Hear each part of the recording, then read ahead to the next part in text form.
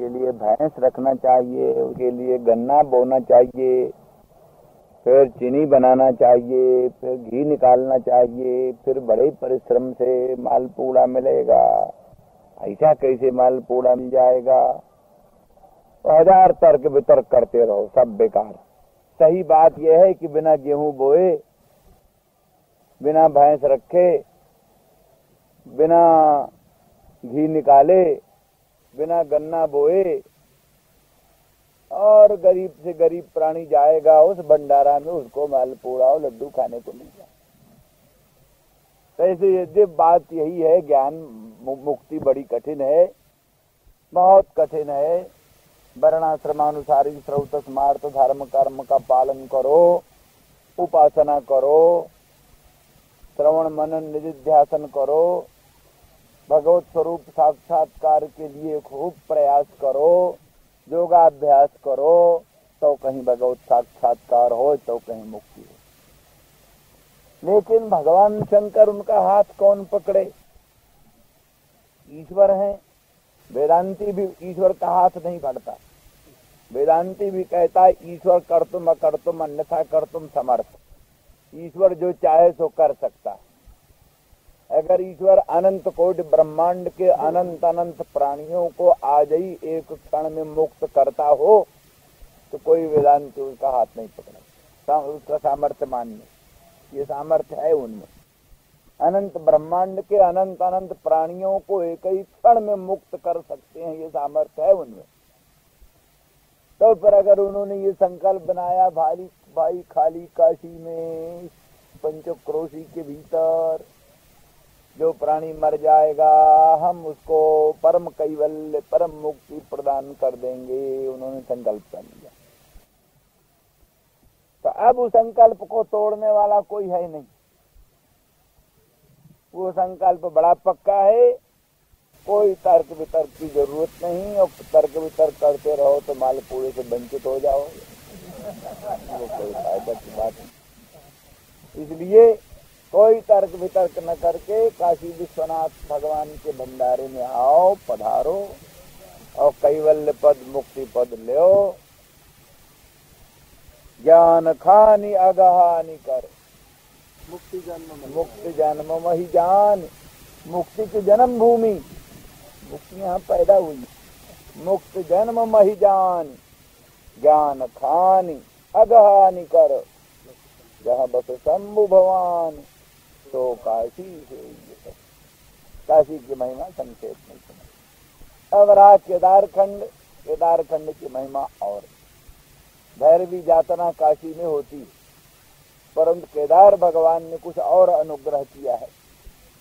एक ही बात, जो विश्वनाथ वही केदार, तो भी केदार खंड है। केदार भगवान का हिसाब हरिद्वार कनखल से लेकर के संपूर्ण बद्री नारायण और केदार, सब केदार खंड और बड़ा विशाल क्षेत्र है। बड़े बड़े ऋषि महर्षि सब वहीं रहते।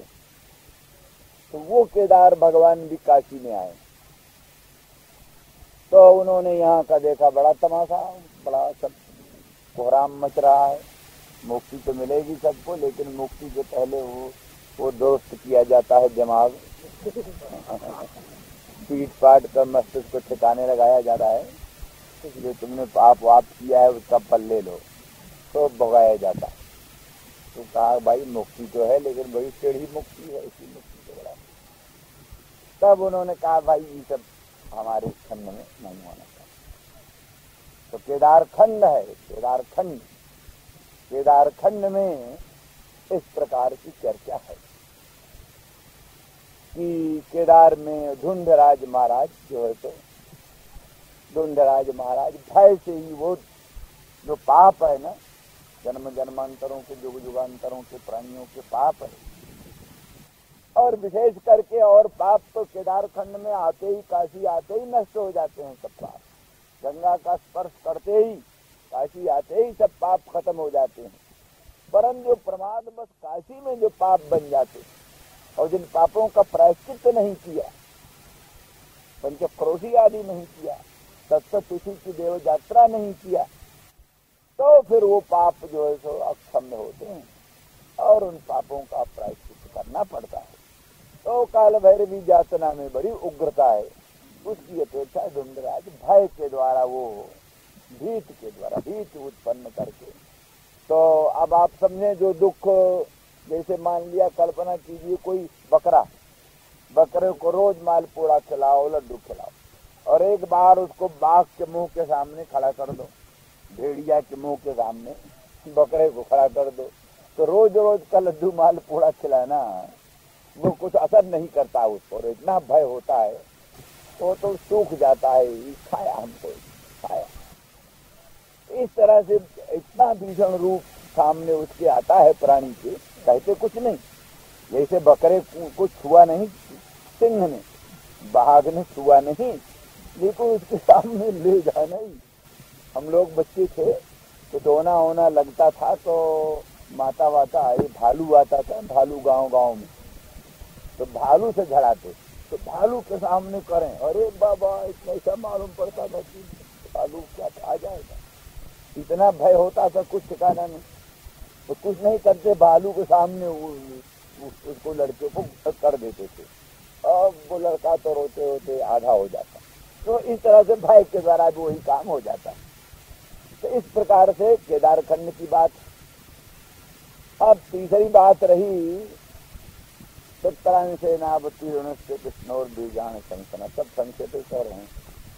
प्रश्न है कि कृष्णस्तु भगवान स्वयं, भागवत में कहा गया है कृष्ण साक्षात स्वयं, माने जिसके सब ये कलाएं हैं, हरे सत्तु निधेर द्विजा कुल्या शतश सहस्रशः, ऐसा है वहां वर्णन कि एक महाविराट स्वरूप का वर्णन किया है। पुरुष भगवान को जो पुरुषावतार महाविराट रूप, उसमें से ही सब अनेक प्रकार के अवतार होते हैं।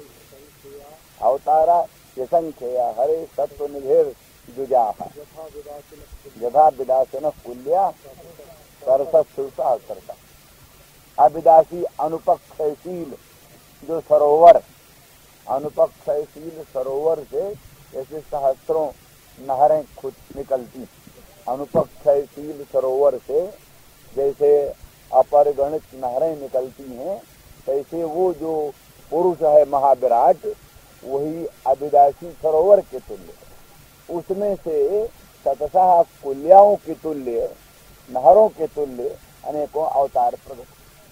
तो ये सब भिन्न भिन्न अवतार उसके अंश, उसी महाविराट महापुरुष के अंश। और भगवान तो महाविराट ही नहीं, महाविराट का भी अवतार जिसका है, जो अवतारी हिरण्यगर्भ बनता है, जो अवतारी अव्याकृत बनता है, जो अवतारी अव्याकृत के बाद हिरण्यगर्भ बनता है, जो अवतारी अव्याकृत हिरण्यगर्भ परंपरा महाविराट बनता है, वो अवतारी स्वयं अधिष्ठान ब्रह्म वही कृष्ण बने। माने विराट के अंश नहीं और विराट नहीं, और विराट का कारण हिरण्यगर्भ नहीं, हिरण्यगर्भ का कारण अव्याकृत नहीं, किंतु तीनों का अधिष्ठान जो परब्रह्म है वही साक्षात कृष्ण बना, न तो भगवान स्वयं। वाल्मीकि रामायण में भी ऐसा, भगवान नारायणो देवः आदिकर्ता स्वयं प्रभु, वहां भी स्वयं शब्द है। इसीलिए जो लोग कहते हैं राम नहीं पूर्ण ब्रह्म है, वो गलत है। राम भी पूर्ण, जैसे भागवत के स्वयं शब्द के आधार पर, भागवत के स्वयं शब्द के आधार पर जैसे कृष्ण साक्षात परब्रह्म है। भक्तजनमानस निवासाय श्री रामचंद्राय विश्वसर्ग विसर्गादिनवलक्षण लक्षितम् श्रीकृष्णाख्यं परं धाम जगद्धाम नमामि तस्यागीशायस्य वदने लक्ष्मीर्यस्य च वक्षसि यस्यास्ते हृदये संवित्तं नृसिंहमहं भजे। नमोऽस्तु रामाय सलक्ष्मणाय देव्यै च तस्यै जनकात्मजायै नमोऽस्तु रुद्रेन्द्रयमानिलेभ्यो नमोऽस्तु चन्द्रार्कमरुद्गणेभ्यः। श्रीराम जय राम। भीताशनैः प्रियदधीमहि कर्कशेषु तेनाटवीमटसि तद्गततेन किंचित् पूर्वादिभिर्भ्रमति धीर्भवदायुषान्नः। श्री गोपांगनाओं को भगवत सुख ही अभीष्ट। भगवत सुख दुनिया के लोग स्वसुख चाहते।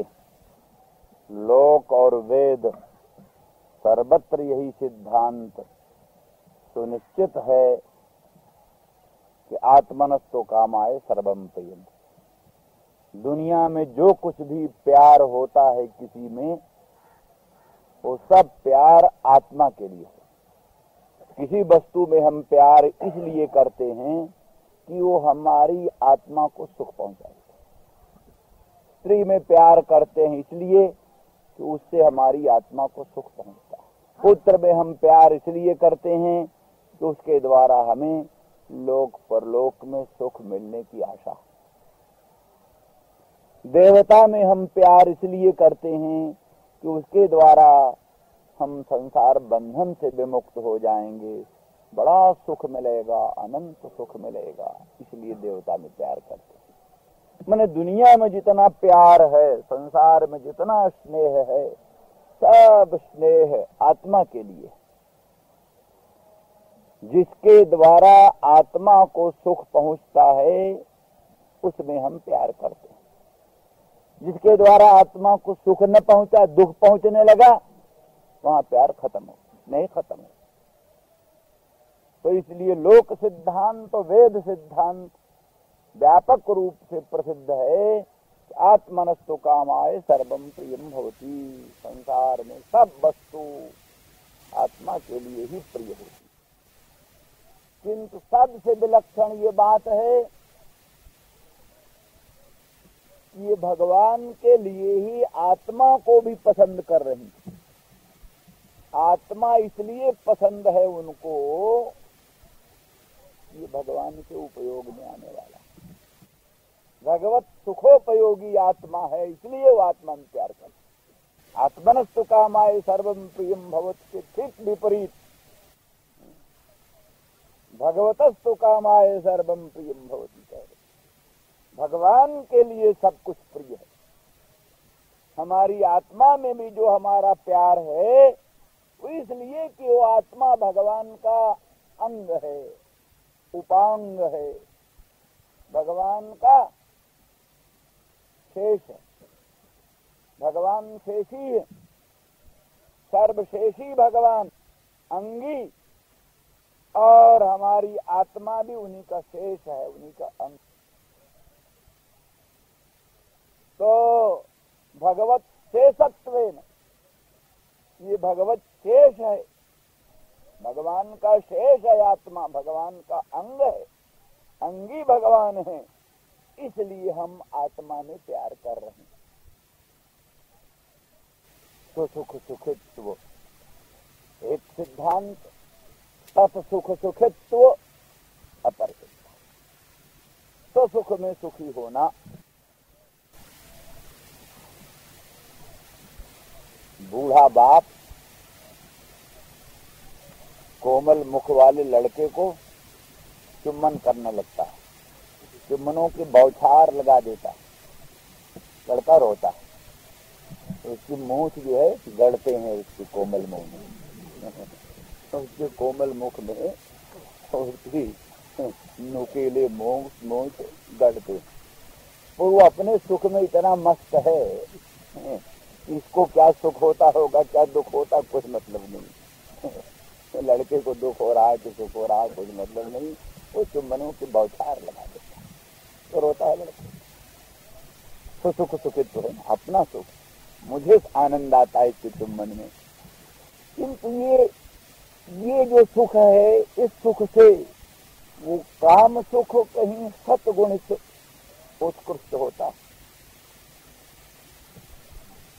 गोपांगना अनंत सौंदर्य माधुर्य लोकोत्तर कल्याण गुण गण संपन्न।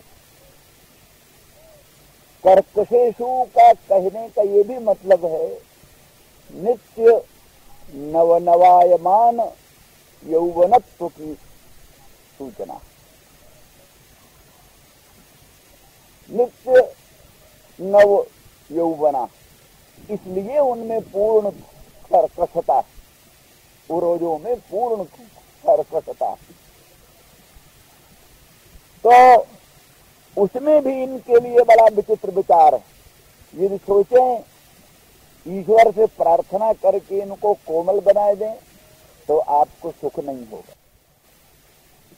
यदि ये जैसे के तैसे कर्कश रहें तो आपके पादार बिंद को व्यथा की कल्पना करके हृदय संतप्त। अब आप कल्पना कीजिए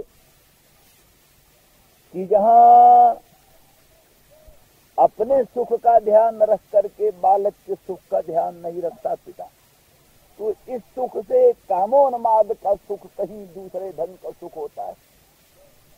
तो जिस समय प्रियतम प्राणधन पर प्रेमास्पद श्री कृष्णचंद्र परमानंद कंद के पादार बिंद को अपने ओरोजों में स्थापित करके प्रताप की उपशांति के लिए उनका परिरम्भण करने में गोपांगना संप्रवृत्त होती हैं, तो उस समय कितना कितना कितना गाढ़ा लिंगन का उत्कट उन्माद हृदय में उत्पन्न होता है। लेकिन स्वसुख सुखित्व को एक तरफ रख करके, स्वसुख सुखित्व की कोई कल्पना नहीं करके कहीं प्रियतम के उन मंगलमय सुकोमल पादार बिंद में आघात न लग जाए, ये चिंता उस समय किसको हो सकती। ये उदात्त भावना संसार में, संसार की कोई नायिका नायक, संसार की किसी स्त्री में इस प्रकार की कल्पना नहीं है। जो अनंत यौवन, अनंत सौंदर्य माधुर्य परिपूर्ण होते हुए भी लोकोत्तर कामोन्माद, वो काम लौकिक काम भी नहीं, लौकिक काम भी नहीं। लौकिक काम तो पहले ही बता चुके हैं कि हृदय मनंगस्तासाम विशद वैसक समादेव, यानी अनंग के प्रवेश के समय से पहले ही उनके हृदय में सांग श्यामांग श्री कृष्ण सन्निविष्ट हो चुके हैं। उनके अंतःकरण में, अंतरात्मा में, रोम रोम में सांग श्यामांग श्री कृष्ण सन्निविष्ट हो चुके हैं। फिर अनंग के संप्रवेश का तो अवकाश ही उनके हृदय में नहीं। किंतु ये जो उन्माद होगा ये शुद्ध भगवत प्रेम होगा। इसीलिए प्रेमैव गोपरामाणाम काम इत्यगमत प्रथाम, ऐसी उक्ति है तत्र तत्र स्थलों में। गोपांगनाओं का जो विशुद्ध अनुराग है, श्री कृष्णचंद्र परमानंद कंद विषयक विशुद्ध अनुराग है, वही काम पद व्यपदेश्य होता है तत्र तत्र स्थानों में। तो इसलिए तो सामान्य कंदर्प की कथा अलग है, किंतु आगे कहा जाएगा एक कंदर्प होता है, एक साक्षात कंदर्प होता है, एक साक्षात मनमथ मनमथा होता है। साक्षात मनमथ मनमथा दुनिया का मूल काम है। सो अकामयत एकोहम बहुश्याम, ये सो अकामयत जो जगत कारण परमेश्वर, जगत कारण परमेश्वर ने जो सृष्टि की कामना की, तो संसार के प्राणी सृष्टि की कामना से लौकिकी जाया में गर्भाधान करते हैं। अनंत ब्रह्मांड नायक परमात्मा सर्वेश्वर ने सृष्टि की कामना की, तो मम जो निर्महत ब्रह्म तस्मिन् गर्भं दधाम्यहम्, महत ब्रह्म जो प्रकृति तत्व है, महत ब्रह्म प्रकृति तत्व में वो भी गर्भाधान करते।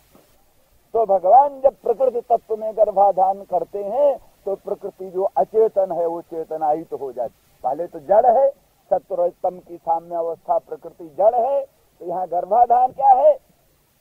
गर्भाधान, गर्भ क्या होता है? शुक्र होता है। शुक्र क्या होता है?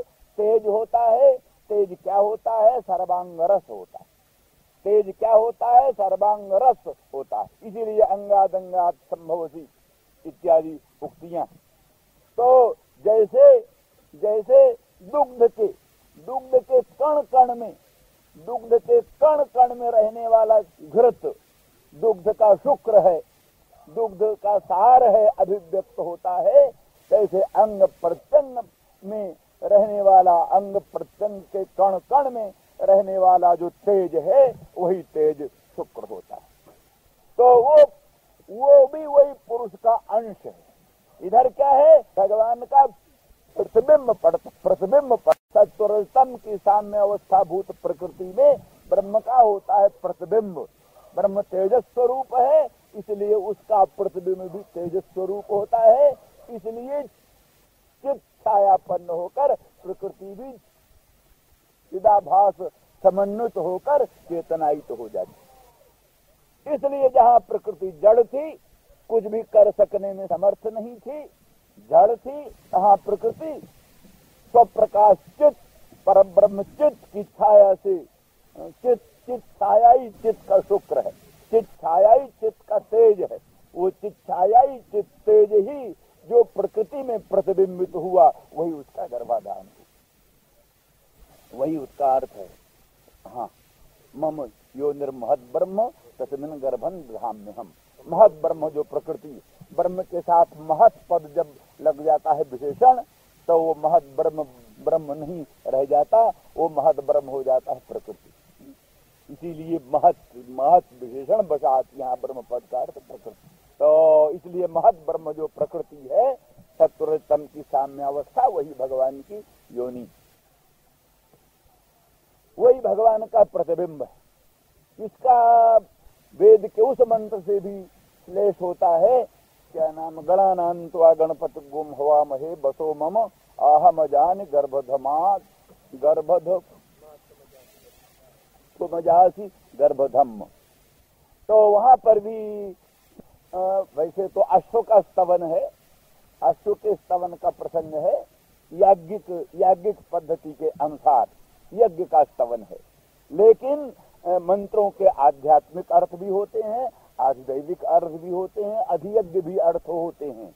तो उस अधियज्ञ का अर्थ जो कुछ भी उब्बट महीधर आदिकों ने वर्णन किया है वही ठीक है, लेकिन अध्यात्म अधिदैव आदिकों का अर्थ लेते हुए तो ठीक गणानान्त्वा गणपतिम, गणों के गणपति कौन होता है? अनंत कोटि ब्रह्मांड नायक।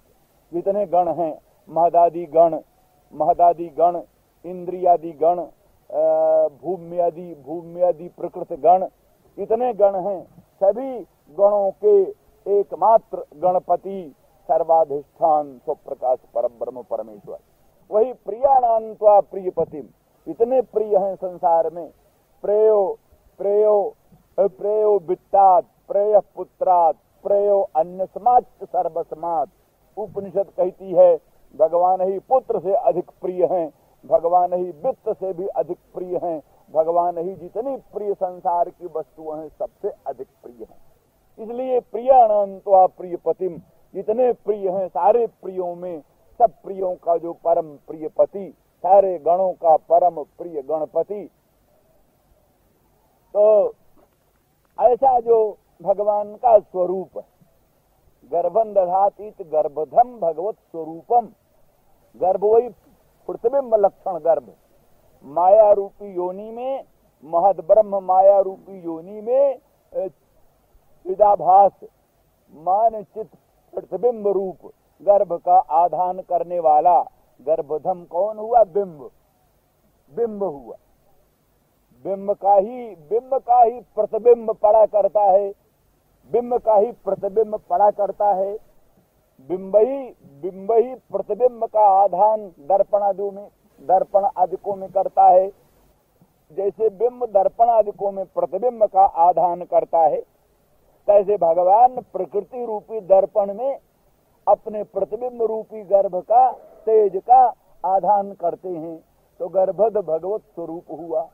वो गर्भध जो भगवत स्वरूप है, जो प्रकृति में प्रकृति में प्रतिबिंब रूप गर्भ को धारण करने वाला बिंब स्वरूप परमात्मा, उस परमात्मा का बिंब स्वरूप, उसको अहम अजानी स्वहृदय स्थापयानी, उसको हम अपने हृदय में स्थापित करते हैं। अर्थात परम बिंब स्वरूप जो भगवत स्वरूप है, हम उसको अपने हृदय में स्थापित करते हैं। ये उसका वहां का आध्यात्मिक अर्थ। तो इस दृष्टि से, हर दृष्टि से यही सिद्ध होता है कि मुख्य काम उस समय का काम है जो सो अकामयत इत्यादि श्रुतियों से सिद्ध है। तो उसी काम का अंश, उसी काम का अंश तत्त व्यष्टि में जो काम है, वो सब उसी काम का अंश है।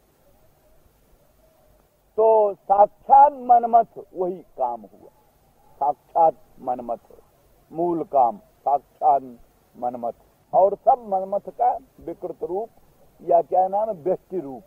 व्यष्टि रूप मनमथ का तत्त पुरुषों में, स्त्रियों में रहने वाला जो मनमथ का रूप है, वो व्यष्टि रूप। उस व्यष्टि रूप मनमथ का मूल जो कारण है वही साक्षात मनमथ।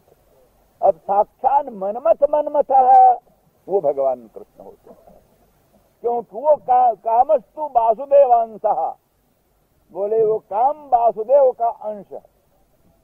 भागवत में लिखा है कामस्तु वासुदेवांशः। तो इधर व्यावहारिक रूप में प्रद्युम्न जो है काम का अवतार। जब काम का दाह हुआ, भगवान शंकर ने अपने कोपाग्नि से काम को दग्ध किया, तो फिर रति जो काम की पत्नी है, उसने जाकर भगवान की आराधना की, भगवान की उपासना की। भूत भावन विश्वनाथ संतुष्ट हुए और वरदान दिया, जाओ तुम्हारा पति फिर द्वापर में श्री कृष्णचंद्र परमानंद कंद के अंश से और प्रद्युम्न के रूप में प्रकट हो। तो इसलिए रति जा करके फिर वो ऐसा हुआ कि वो जिस समय क्या नाम है प्रद्युम्न उत्पन्न हुए, तो एक प्रद्युम्न का शत्रु था शंबर नाम का दैत्य। शंबर नाम का दैत्य प्रद्युम्न का शत्रु था। उनके द्वारा उसका वध लिखा था।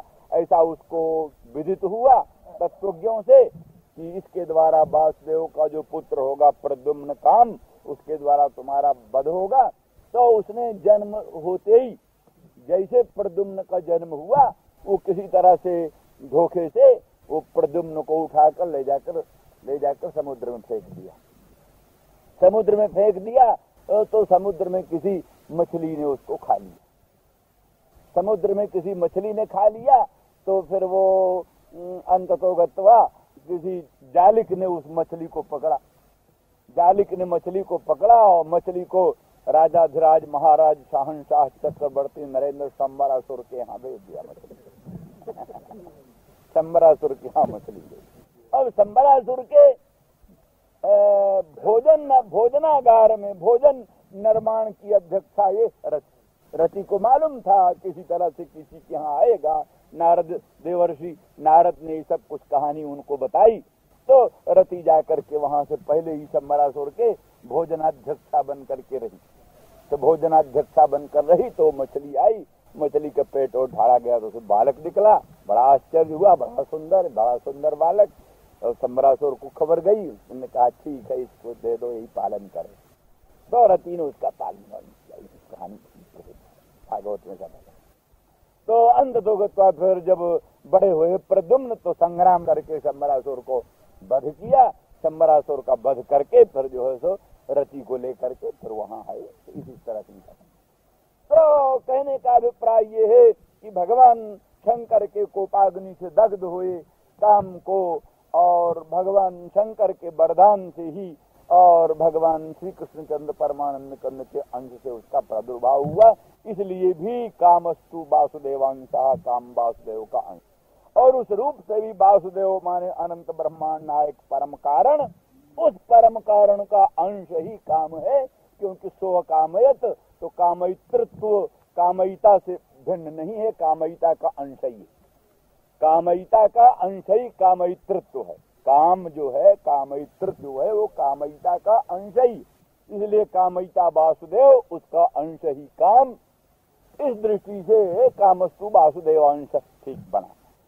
और वही प्रथम आप्त काम, पूर्ण काम, आत्माराम परम निष्काम से काम का प्रादुर्भाव हुआ। ये हम देखते ही हैं सर्वत्र की प्राय विपरीत वस्तुओं से विपरीत की उत्पत्ति हुआ करती। निर्गंध जल से गंधवती पृथ्वी उत्पन्न होती। निर्गंध जल है ना, उससे गंधवती पृथ्वी उत्पन्न होती। इसी तरह से नीरस तेज से रसवत जल उत्पन्न होता है। इस तरह से निरूप वायु से रूपवत तेज की उत्पत्ति होती है। निष्पर्श आकाश से स्पर्शवान वायु की उत्पत्ति होती है। तो ठीक है, निष्काम, आप्त काम, पूर्ण काम, आत्माराम से काम की उत्पत्ति होनी स्वाभाविक ही बात है। तो इस तरह से निष्कर्ष निकलता है कि कामस्तु वासुदेवांशः, बिल्कुल ठीक। अब काम में जो कामयितृत्व आया, काम में जो कामना आई, असल में कहां से आई? इसलिए हमने कई बार बतलाया, इसीलिए प्रीति दो तरह की प्रीति होती। एक तो प्रीति अनित्य प्रीति होती, पति का पत्नी में प्रीति, पत्नी का पति में प्रीति, पुत्र का पिता में प्रीति, पिता का पुत्र में प्रीति, भ्राता का भ्राता में प्रीति, ये सब प्रीतियां अनित्य। लेकिन आत्मा की आत्मा में प्रीति ये कहां से आई? ये अनित्य नहीं है। इसीलिए पानी में गर्माहट आए तो पूछें क्यों भाई पानी गर्म क्यों है? लेकिन अग्नि में गर्माहट देखकर अभी आप कभी पूछते हो तो भाई अग्नि गर्म क्यों? नहीं पूछते। अग्नि गर्म क्यों है कभी पूछते हो? नहीं पूछते। क्यों नहीं पूछते? तो अग्नि का गर्म होना स्वभाव, जो जिसका स्वभाव है वहां प्रश्न नहीं होता, स्वभाव पर प्रयोग नहीं होता। अग्नि का गर्म होना स्वभाव है, इसलिए कोई नहीं पूछता भाई अग्नि आज गर्म क्यों। अग्नि ठंडी हो तो जरूर पूछे तो भाई अग्नि आज ठंडी क्यों। और जल गर्म क्यों है पूछेंगे, जल ठंडा क्यों है नहीं पूछेंगे, क्यों भाई आज जल ठंडा क्यों है ये नहीं पूछेंगे, जल ठंडा होता ही। इस तरह से भिन्न भिन्न वस्तुओं में जो प्रेम है, भिन्न भिन्न वस्तुओं में जो प्रीति है, वो चूंकि अनित्य है, सातिशय है, इसलिए वो सब प्रश्नार्ह होता है, प्रश्न के योग्य होता है। लेकिन आत्मा में जो प्रीति होती है, कोई पूछेगा भाई आजकल आप अपने से बहुत प्रेम क्यों कर रहे हैं? अपने से प्रेम क्यों कर रहे हो? अपने से प्रेम दुनिया करती है, क्या प्रश्न? फलाने से क्यों प्रेम कर रहे हो तो प्रश्न होता है। अमुक जगह क्यों प्रेम है, अमुक जगह क्यों, तो प्रश्न उत्तर हो सकता है। लेकिन आप अपने से क्यों प्रेम कर रहे हैं, क्या प्रश्न? तो इसलिए ये जो आत्मरति, आत्म क्रीड़ा वाली बात उपनिषदों में आती है, वहां सर्वस्व त्याग के अनंतर सर्वस्व त्याग, सारे दृश्य प्रपंच का बाद हो गया। अधिष्ठान भूत पराग पर ब्रह्म का साक्षात्कार करके सारे दृश्य प्रपंच का बाध कर दिया। अब वहां कौन दूसरी चीज है? कहाँ से रति आई? कौन रति आई? ऐसी रति आई? ये रति तो नहीं। वहां कौन रति? वहां स्वरूप निष्ठा रति, अर्थात आत्मा सुख स्वरूप है, आत्मा रस स्वरूप है। रस स्वरूप आत्मा में, रस स्वरूप आत्मा में रस स्वाभाविक है, और जगह रस उसी के योग से होता है। चीनी और शक्कर के संबंध से रूक्ष चणक चूर्ण में भी मिठास आ जाती। चने की बूंदिया का बना हुआ लड्डू, मोदक, तो है क्या चना? चना कैसा? रूखा, नीरस रूखा। तो नीरस चणक चूर्ण में जो माधुर्य आया, किसके संबंध से? शर्करा के संबंध से। जब शर्करा के संबंध से नीरस चणक चूर्ण में भी मिठास आ गई, तो उस शर्करा में स्वतः मिठास है। शर्करा में मिठास कहीं से आई सो बात नहीं, शर्करा का मिठास स्वतः। ऐसे रसस्वरूप भगवान के योग से, रसस्वरूप भगवान के योग से नीरस जगत में भी सरसता प्रतीत, नीरस जगत में भी तरसता प्रतीत होती है रसस्वरूप भगवान के योग। सब क्या है? नीरस है।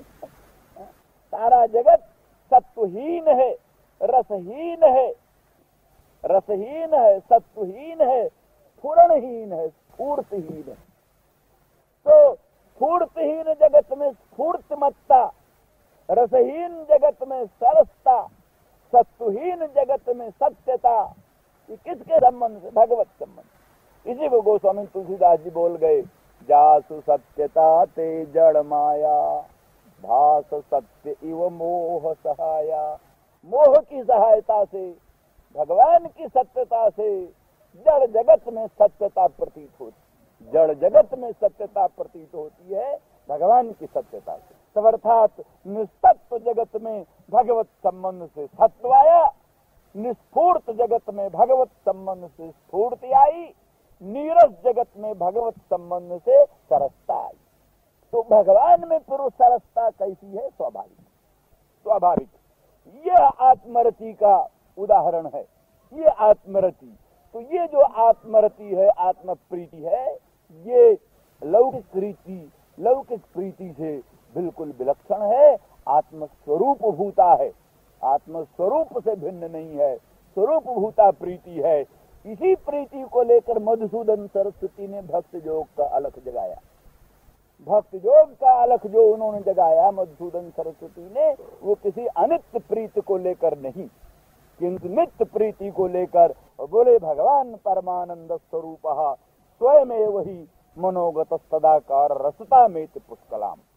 तो भगवान परमानंद स्वरूप, परमानंद स्वरूप सच्चिदानंद घन पर ब्रह्म ही भक्त के द्रवीभूत चित्त में प्रकट हो करके वही भक्त पद के विपदेश हो गए। तो भक्त और कोई चीज नहीं। इसलिए दोहा जो प्रसिद्ध है, भक्त भक्ति भगवंत गुरु नाम चतुर बपु एक। भक्त और भक्ति और भगवंत और गुरु, भक्त भक्त भगवंत गुरु, ये नाम चतुर, नाम चार हैं और बपु एक, इनका स्वरूप एक ही। तो जो भगवान वही भक्त, जो भगवान वही भक्त, और जो भगवान और भक्ति असल में वही भक्त है। और जो भगवान और भक्ति और भक्त और वही उसी का स्वरूप गुरु है। इस दृष्टि से छोटा सा दोहा, बहुत साधारण लौकिक कोटि का दोहा मालूम पड़ता है, लेकिन बड़ी ऊंची बातें हैं। ये हम विचार करने लगे तो इसी पर रह जाएंगे। बहुत दार्शनिक दृष्टि से सर्वथा भी चारों की एकता सिद्ध है। तो इस दृष्टि से आ जाइए उसी बात पर कि काम में जो आकर्षण हुआ, काम क्या? काम माने आकर्षण का एक आधार। आकर्षण किससे होता? काम। काम से नारी का नर की ओर आकर्षण, नर का नारी की ओर आकर्षण, या वैसे ही किसी काम के कारण साधक देवता की ओर आकृष्ट होता है, देवता हमारे काम को पूरा करेगा, देवता भी पूजा इससे प्राप्त होगी, काम से देवता भी साधक की ओर प्रवृत्त होता है। यही काम है। काम माने इच्छा भी है। स्त्री पुरुष व्यतिकराभिलाष, स्त्री पुरुष व्यतिकराभिलाष भी काम है, और स्त्री पुरुष व्यतिकराभिलाष से पृथक काम मात्र, इच्छा मात्र भी काम पद का अर्थ होता है। तो इस दृष्टि से सोचते हैं तो इन सब आकर्षण का मूल काम है। इसीलिए कहते हैं कि वो रस जो है वो व्यापक है, अणु अणु में, कण कण में। एक परमाणु दूसरे परमाणु से मिलता है तो उसको कहते हैं द्विणुक, द्विणुक। और तीन द्विणुक इकट्ठे हो जाते हैं तो बोलते हैं त्रिसरेणु। ये कब द्विणुक बना, कब त्रिसरेणु बना? जब एक परमाणु का दूसरे परमाणुओं की ओर खिंचाव हुआ, आकर्षण हुआ। अगर एक परमाणु का दूसरे परमाणु की ओर आकर्षण नहीं तो दोनों मिलेंगे नहीं, मिलेंगे नहीं तो द्विणुक नहीं बनेगा। द्विणुक बनेगा कब? जो परमाणु परमाणु दोनों इकट्ठे हो जाएंगे। इकट्ठे कैसे होंगे? बिना आकर्षण के इकट्ठे होते हैं। आटा में पानी डालकर विशीर्ण आटा, पृथक पृथक आटा के कण, गेहूं का, जौ का आटा, चूर्ण, उसके पृथक पृथक कण होते हैं। पानी डाला, रस आया, रस आया तो एक दूसरे से मिल गए। कोई ज्यादा रूखा हुआ बजरा का बाजरे का चूर्ण वो ऐसा विचित्र होता है कि पानी डालने से भी मिलता नहीं, रोटी बनाने लगे तो विशीर्ण हो जाता है। तो जरा और उसको सरस बनाने के लिए पानी को गर्म कर दे, गर्म पानी डाला तब उसमें फिर रसता आती है। मतलब बिना सरसता आए वो सब चूर्णों का मिलकर एक रोटी बन जाए, कैसे बनेगा? सब अलग अलग पृथक पृथक चूर्ण कण इकट्ठे होकर रोटी का रूप धारण कर लें, ये बिना आकर्षण के कैसे होगा? तो आकर्षण रस में है, रस बिना आकर्षण नहीं। वो रस चीज है, वो रस के बिना एक परमाणु दूसरे परमाणु से मिलता नहीं। फिर स्त्री पुरुष से कैसे मिलेगी? फिर पुत्र पिता से कैसे मिलेगा? फिर भाई भाई से कैसे मिलेगा? फिर सुहृद सुहृद से? बिना रस को कोई किसी से नहीं मिलता। जितना मिलन होता है संसार में सब रसमूलक मिलन है, रसमूलक मिलन है। रसमूलक मिलन है माने प्रेम मूलक मिलन है। प्रेम होता है तो मिलन होता है, रस होता है तो मेलजोल होता है, रस नहीं तो कहाँ का मेलजोल। इसलिए रस ही विश्व का कारण, रस ही से संसार की सृष्टि होती है। एक चींटी दूसरी चींटी से मिलती है तब अंडा देती, तब दूसरे संसार बनते। एक मधुमक्खी दूसरे मधुमक्खी से मिलती है। दुनिया का कहाँ तक बतलाएं, जितना भर भी जड़ चेतनात्मक प्रपंच है, संपूर्ण जड़ चेतनात्मक प्रपंच में रस के द्वारा जब एक दूसरे की ओर आकर्षण होता है तभी नई नई सृष्टियां उत्पन्न होती हैं। आकर्षण खत्म हुआ तो सृष्टि खत्म।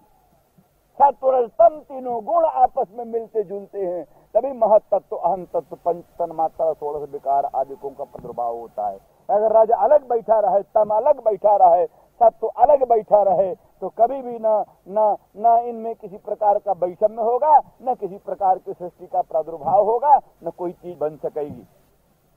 इसलिए संसार में संपूर्ण आकर्षण का केंद्र रस है और रस का विकृत रूप काम इच्छा आदि है, स्नेह काम इच्छा आदि है। स्नेह काम इच्छा आदिकों से परस्पर आकर्षण होता है, परस्पर संबंध बनते हैं, दुनिया के सब कुछ काम चलते हैं। तो लेकिन ये जो आकर्षण है, इन भी आकर्षण का मूल जड़ कहाँ से आई? वो रसस्वरूप भगवान से आई। इसलिए नीरस जगत में सरसता का संचार, निस्तत्व जगत में सत्व का संचार, स्फूर्तिहीन संसार में स्फूर्ति का संचार, वो उसी स्वप्रकाश स्फूर्त रूप सदरूप रसस्वरूप भगवान में हुई। इसलिए काम में भी जो कामत्व है, आकर्षकत्व है, संयोजकत्व है, सृष्टत्व है, ये जो कुछ भी आई काम में बातें, वो सब अंत में रसस्वरूप ब्रह्म में से आई। इसलिए वो साक्षात मनमत जो मूल काम का भी मूल है। जैसे दग्धुर दग्धा अग्नि बोले, दग्धुर दग्धा अग्नि, दग्धु अयः पिंडस्य, दग्धा अग्नि, दग्धुर दग्धा इत्युच्यते। दग्धा हुआ अयः पिंड, लोह पिंड स्वयं अनुष्णा शीत है, न गर्म न ठंडा, लेकिन अग्नि तादात्म्य में अपन्न हुआ, अग्नि का सब संबंध हो गया तो वो लोह पिंड में दाहकत्व आ गया। लेकिन अब जहां बोले दग्धुर दग्धा अग्नि ही, दग्धा का दग्धा अग्नि है, ये क्या मतलब? यहाँ मतलब यह दग्धु माने अनित्य सातिशय दाहकत्व गुण संपन्नस्य दाहकस्य अयः पिंडस्यापि दग्धा अग्नि ही माने नित्य निरतिशय दाहकत्व गुण संपन्न, नित्य निरतिशय दाहकत्व गुण संपन्न माने अयः पिंड में दाहकत्व तो है लेकिन अनित्य। पहले नहीं था, लोह पिंड में दाहकत्व पहले नहीं था, अग्नि संबंध होने के पहले लोह पिंड में दाहकत्व नहीं था, और अग्नि संबंध टूटने पर भी बाद में नहीं रहता। तो अनित्य दाहकत्व लोह पिंड में, और सातिशय, कोई लोहा बहुत गर्म, कोई लोहा कम गर्म, उसमें सातिशय है, तारतम्य चलता है, उत्कर्षा प्रकर्ष चलता है। तो सातिशय और अनित्य दाहकत्व गुण वाला दग्धा अयः पिंड हुआ। उसका दग्धा अग्नि कौन हुआ? नित्य निरतिशय दाहकत्व गुण वाला नित्य और निरतिशय जिसमें दाहकत्व गुण है, नित्य निरतिशय दाहकत्व गुण वाला अग्नि वो दग्धुरपि अयः पिंडस्य दग्धा इत्युच्यते। यही न्याय सर्वत्र श्रोत्र से श्रोत्रम, मनसो मनः, वाचो वाचम, उत चक्षुष चक्षु, सब जगह वही न्याय है। माने क्या नाम, शब्द प्रकाशन सामर्थ्य संपन्न श्रोत्र, शब्द प्रकाशन सामर्थ्य संपन्न श्रोत्र इंद्रिय श्रोत्र है। श्रोत्र से श्रोत्रम माने शब्द प्रकाशन सामर्थ्य संपन्न श्रोत्र में शब्द प्रकाशकत्व देने वाला, श्रोत्र में शब्द प्रकाशकत्व देने वाला। श्रोत्र स्वयं जड़ है, जड़ वस्तु स्वयं अपने आप कोई नहीं प्रकाशन करता, शब्द का कैसे प्रकाशन करेगा? जड़ चक्षु अपने आप का नहीं प्रकाशन कर सकता तो रूप का प्रकाशन कैसे करेगा? और कंठ तालवादी अष्टस्थानानुशक्त आग्नेय बाघ इंद्रिय स्वयं जड़ है, अपने आप का ही नहीं प्रकाशन कर सकती, तो फिर स्वाभिव्यंग ध्वनि अभिव्यंग वर्ण आदिकों का अभिव्यंजक कैसे बन सकेगी? इस तरह से इन सब में जो प्रकाशकत्व की करामात है, प्रकाश करने की क्षमता है, वो श्रोत्र में शब्द प्रकाशन की क्षमता, चक्षु में रूप प्रकाशन की क्षमता, और वाक में तत्त शब्दों के अभिव्यंजन की क्षमता, और इसी प्रकार से तत्त इंद्रियों में जो स्व विषयों के प्रकाशन की क्षमता, वो क्षमता देने वाला स्वप्रकाश अखंड बोध आत्मा है। इसलिए उसको श्रोत्र का श्रोत्र, चक्षु का चक्षु, मन का मन कहते हैं। इसी दृष्टि से वाल्मीकि रामायण में सुमित्रा रामचंद्र में कहती है, कौशल्या को आश्वासन देती है, कौशल्य देवी तुम चिंता क्यों करती हो, राम कौन है? कभी सोचा है? सूर्यस्यापि भवेत् सूर्यः, अग्निरग्निः प्रभो प्रभुः, श्रियः श्रीश्च भवेद् अग्र्या। राम क्या है? सूर्यस्यापि भवेत् सूर्यः, सूर्य के भी सूर्य हैं, जो सूर्य विश्व का प्रकाशन करते हैं, विश्व प्रकाशन करने वाले, सूर्य में भी प्रकाशकत्व देने वाले राम सूर्यस्यापि भवेत् सूर्यः, अग्निरग्निः, दुनिया को दहन प्रकाशन की क्षमता देने वाली अग्नि, उस अग्नि में भी दहन प्रकाशन की क्षमता देने वाला राम अग्निरग्निः, अग्नि का भी अग्नि है, सूर्य का भी सूर्य है। और प्रभु जो है ईश्वर, प्रभु जो है ईश्वर में ईश्वरत्व देने वाला, अधिष्ठान सर्वांतरात्मा परमेश्वर, प्रभोरपि प्रभु का भी प्रभु है। नंददास कहते हैं ईशन को, ईशों का ईशन को, ब्रह्म को ब्रह्म, ईशन को, अतुलो नहीं जाई, नंद भवन को भूषण माई। वो श्याम सुंदर क्या है? नंद भवन का भूषण, नंद भवन का अलंकार। वो नंद भवन का अलंकार क्या है? कहने लगे ब्रह्म को ब्रह्म का भी ब्रह्म को ईशन को, ईशों का भी ईश। और गोकुल गांव को कुंवर कन्हाई, वही गोकुल गांव का कुंवर कन्हाई, जो ब्रह्म का ब्रह्म, ईशन को, वही गोकुल गांव को कुंवर कन्हाई। तो इस तरह से सूर्यस्यापि भवेत् सूर्यः, अग्निरग्निः प्रभो प्रभुः, श्रियः श्रीश्च, ये सब पूछा। तो इस दृष्टि से काम का काम, साक्षात मनमथ, साक्षात मनमथ के मनमथ, राजराजा जैसे बोले राजराजा। तो राजराजा में दो राज शब्द हैं, एक समासांतर्गत षष्ठ्यंत राज शब्द, और एक समासार्थभूत राज शब्द। तो दोनों राज शब्दार्थ में भेद न होगा तो समासे नहीं बने, दोनों राज शब्दार्थ में भेद न होगा तो समासे नहीं बने, इसीलिए दोनों राज शब्दार्थ में भेद है। तो पहला राज शब्दार्थ अपकृष्ट राजा का बोधक, और दूसरा राज शब्दार्थ उत्कृष्ट राजा का बोधक। राजाओं का राजा भाई, जो गैर राजाओं को राजा बना देता है, जो गैर राजाओं को राजा बना देता है, वही राजाओं का राजा राजराज, गैर राजाओं को राजा बनाने वाला राजराज। यही तो ऐसे बोले सत्य से सत्यम, ब्रह्म को कहा ये ब्रह्म सत्य से सत्यम, सत्य का सत्य है, मैंने गैर सत्यों को भी सत्य बना देने वाला। जो गैर सत्य हैं जैसे उसने गैर राजाओं को राजा बना दिया इसलिए राज राजा हो गया, ऐसे गैर सत्यों को जो सत्य बना देता है वो सत्य से सत्य, गैर प्रभुओं को जो प्रभु बना देता है वो प्रभुओं का प्रभु, गैर मनमथों को जो मनमथ बना दे वो साक्षात मनमथ होता है। जैसे अनित्य दाहकत्व प्रकाशकत्व वाले अयस पिंड में दाहकत्व प्रकाशकत्व देने वाला अग्नि नित्य निरत्य दाहकत्व प्रकाशकत्व वाला है, इसी प्रकार से अनित्य आकर्षकत्व गुण संपन्न साक्षात मनमथ में वो आकर्षकत्व गुण देने वाला वो स्वरूप भूत जो रस है, रसो वैसहा इत्यादि श्रुतियों से सिद्ध जो रस स्वरूप पर ब्रह्म है वो रस स्वरूप ही साक्षात मनमथा, वो साक्षात मनमथों का मनमथ है। तो इस दृष्टि से बड़ी ऊंची बात है, तो गंभीरता से सोचो तो दुनिया की बात यह है कि आत्मनस्तु कामाय सर्वम प्रियम भवति, लोक की बात है आत्मनस्तु कामाय सर्वम प्रियम भवति, आत्मा के लिए सब कुछ प्रिय होता है। पर गोपांगना ब्रजसी मंतिनी लोक वेद से भी अतीत, यदाय मनुगृहणाति भगवान हरिश्वरः सजहाति मतिन लोके वेदे च परिनिष्ठिताम।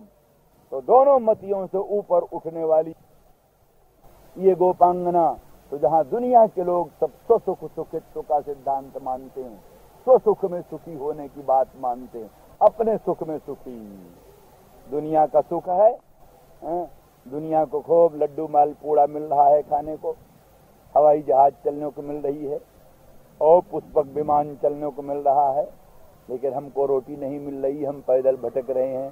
तो हमको कहते आप मरे जग मर, कहते हैं ना, अपने सुख में सब कुछ है, आप मरे पीछे दुख से दुनिया। तो इस तरह से अपनी बात में सब है, अपने सुख में सुख सब मानते हैं। देवता में भी प्रेम करते हैं अपने सुख के लिए, राजा में भी प्रेम करते हैं, पुत्र में भी, पति में भी, गुरु में भी, आचार्य में भी, सब में प्रेम करते हैं आत्म सुख के लिए। एक गोपांगनाओं का ये सिद्धांत बना है कि भगवत सुखाय, भगवत आत्मन सुखामाय सर्वम प्रियम भवति, भगवत सुखामाय सर्वम प्रियम भवति, कहते भगवान की कामना के लिए सब।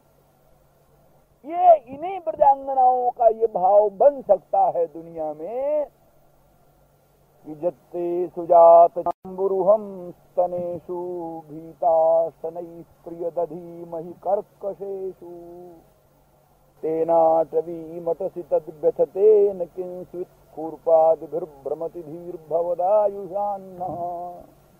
ये आपके चरण पंकज, सुजात चरणाम्बुरुहम, सुजात चरणाम्बुरुह है, सुष्ठ स्थान में, पवित्र काल में, पवित्र देश में विशद रूप से समुत्पन्न जो सरसज सम्राट, उस सरसज सम्राट के तुल्य विशाल और महत और सौगंध संपन्न और सौरस्य संपन्न दिव्य सौंदर्य माधुर्य आदि गुण गणोपेत जो सुजात अम्बुरुह, उस जो है सुजात जो अम्बुरुह सम्राट, उससे भी कोट गुणित अधिक सुकोमल जो आपके चरणारविंद हैं, यही सुजात चरणाम्बुरुहम, सुजात जो चरणाम्बुरुह, ऐसे सौगंध संपन्न, माधुर्य संपन्न, सौरस्य संपन्न, अनंत सौंदर्य पूर्ण जो आपके मंगलमय पादाम्बुरुह हैं, उन पादाम्बुरुहों को हम अपने स्तनों पर, कर्कश स्तनों पर, कठोर स्तनों पर धारण करती हैं, प्रतापोपशमनार्थ नहीं तो सुखार्थ। और इसीलिए नहीं तो प्रार्थना करके विधाता से इनको कोमल बना देती, कोमल बना देती प्रार्थना करके ईश्वर से, परंतु आपको इसी में सुख, कर्कशताई में सुख है, इसलिए कोमल नहीं बना पाती। और उस कर्कशता से आपके चरणाम्बुरुह में आघात लगने के डर से हृदय में आघात लगने का डर है। आपके बड़े सुकोमल चरणारविंद हैं, उनमें इन कर्कश स्तनों का कोई आघात न लग जाए। इसलिए अत्यंत उत्कट अनुराग से महागाढ़ आलिंगन की उत्कट कामना होने पर भी भीता शनै प्रिय दधी वही कर्कशे, भयभीत होकर बहुत शनै बहुत धीरे से उन चरणारविंदों को, माने सुख सुखित्व की कुछ परवाह नहीं है। एक नव यौवना अनंत सौंदर्य माधुर्य परिपूर्ण युवती गोपांगना, वो अपने सुख की कुछ परवाह न करके और श्याम सुंदर मधुर मदन मोहन श्याम सुंदर के सुखार्थ उनके पदाम्बुरुह को स्तनों पर धारण करती है, फिर भी उनमें आघात का ध्यान रखती है और अपने उत्कट अनुराग को समेट लेती है, रोक लेती है, उस पर लगाम लगा देती है। इतना प्रियतम के सुख में सुखित्व की उत्कट भावना। तो कारण यही है कि इनका स्वसुख सुखित्व की भावना नहीं है। स्वसुख सुखित्व को भी भगवत शेष मान करके, भगवान को ही मुख्य शेषी मान करके, भगवान को ही मुख्य अंगी मान करके, उनका ही अपने को अंग मान करके और उनके सुखार्थ सब कुछ चेष्टा करती हैं। वो भूषण धारण करती हैं, श्रृंगार धारण करती, आंखों में अंजन लगाती हैं, नाना प्रकार के अंगराग ग्रहण करती हैं, नाना प्रकार के भूषण बसन अलंकारों को धारण करती हैं, सिर्फ इसलिए कि मदन मोहन श्याम सुंदर प्रियतम प्राणनाथ को सुख होगा। अगर प्रियतम प्राणनाथ मदन मोहन को इससे सुख नहीं हो तो फिर ये क्षण के लिए भी इसकी आवश्यकता नहीं है। पंचत्वं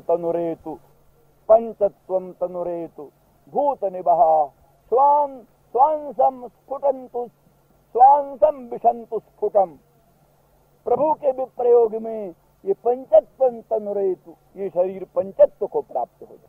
जिस क्षण प्रभु का विप्रयोग है उस समय ये अत्यंत सौंदर्य माधुर्य परिपूर्ण भी बपू पंचत्वं तनुरेतु भूत निबह स्वांसम विशंतु स्फुटम। इतने भूत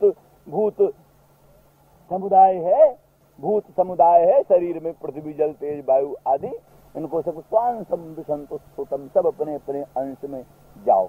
वहां भी धातारम प्रणपत तत्र हंत सिरसा तत्रापि जाचे बरम।